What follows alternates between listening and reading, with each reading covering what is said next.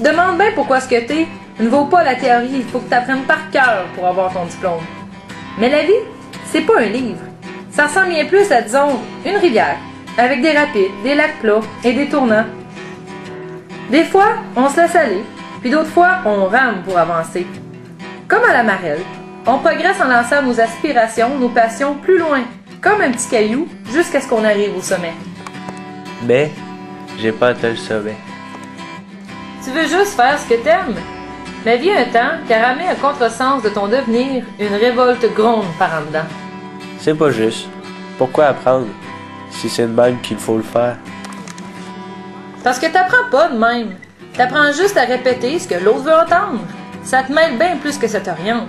Puis, tu reportes à demain le plaisir de vivre l'instant présent. La vie est pas si longue que ça. Parfois, ce que t'aimes est juste là, et tu passes à côté sans même le pratiquer.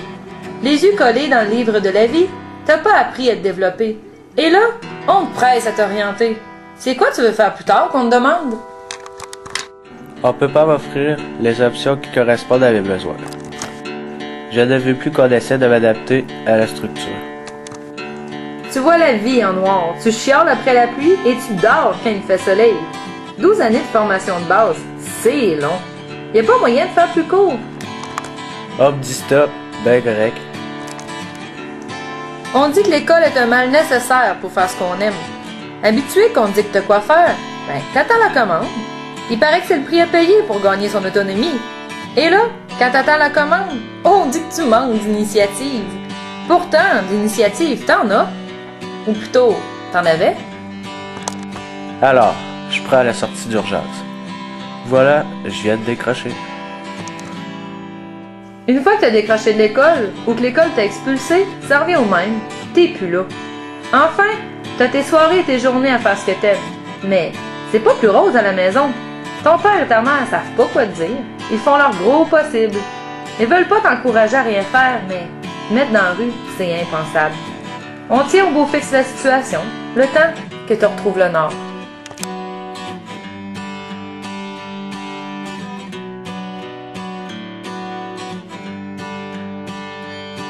Ça fait quelques semaines que je reste à la maison. C'est cool. Ah, les grosses matinées.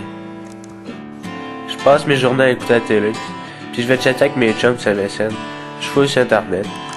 Moi, on dit que la vie est belle, puis c'est relax. Personne peut me dire quoi faire. Avec l'ordinateur, tu te connectes à l'échelle humaine. Tu échanges ce que tu sais, et tu recherches ce que tu sais pas. Tu apprends ce que tu veux apprendre, et tu ne fais plus ce que tu n'aimes pas. En n'allant plus à l'école, tellement habitué d'être à contresens de tes intérêts, tu te cherches une nouvelle aire d'aller. Tu te défonces dans ce que tu possèdes pour accéder à d'autres réalités que tu crois meilleures. Ta santé en prend un coup. À la recherche d'un feeling, alors tu dérapes.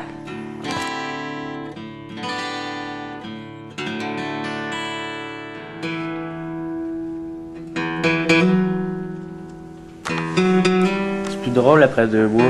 L'argent commence à être rare. Mes parents ne veulent même plus m'emprunter. Je peux même plus sortir avec mes chums. Je peux rien m'acheter. L'aide sociale, c'est pas pour moi. Je veux un job. Faut que je travaille. Je fouille sur le net à la recherche d'un job. Faut que ça paye.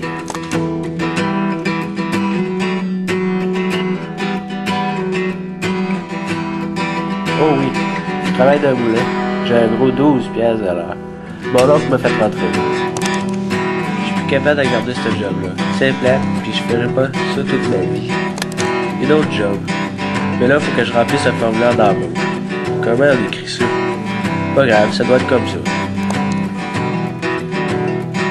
On veut pas de moi. J'ai pas de secondaire 5. Tant pis, y en a d'autres jobs. J'abandonne. Personne ne veut m'engager. Toutes les raisons sont bonnes. Pas d'expérience, pas de diplôme, pas de discipline. J'aurais dû écouter ma mère il y a quelques mois, mais je dois m'y résoudre. Avec le temps, avec la famille, avec les amis et avec toutes les tempêtes de la vie, tu identifies enfin ce que t'aimes. Quand le métier que tu veux faire devient clair pour toi, tu retournes à l'école, motivé, tu veux apprendre. Et là, ça marche. Même si tu deviens déprimé, quand tu comprends qu'il faut que tu reprennes des cours, le programme a changé, c'est la vie. Malgré tout, tu persévères, tu sais ce que tu veux. Et surtout, tu sais ce que tu vaux. Même si on a des talents dans le bois, la mécanique, la musique, c'est difficile dans la société d'aujourd'hui de se faire une place, car ça prend de l'expérience et ce fameux papier. Celui qu'on appelle diplôme. Voilà, je viens de raccrocher. Je l'ai fait pour moi. Ça me frustre un peu. Si j'avais pensé à mon affaire, j'aurais pas perdu un an. Enfin, tu revis. Apprendre, c'est plus juste dans ta tête. Tu reprends le goût d'apprendre à ta façon et à ton rythme. Aussi difficile que fut notre parcours scolaire, on essaie de trouver les meilleures alternatives pour nous. On veut juste réaliser nos rêves, on est ce qu'on est, des passionnés.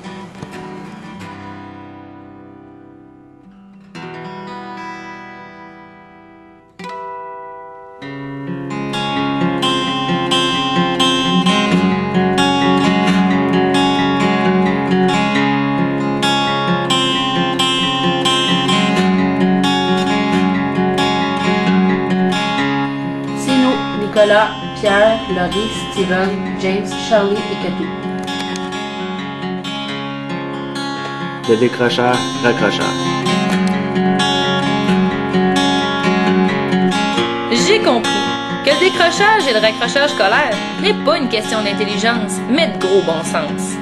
Un gros bon sens dans tout ça, c'est de miser sur ses points forts pour avancer.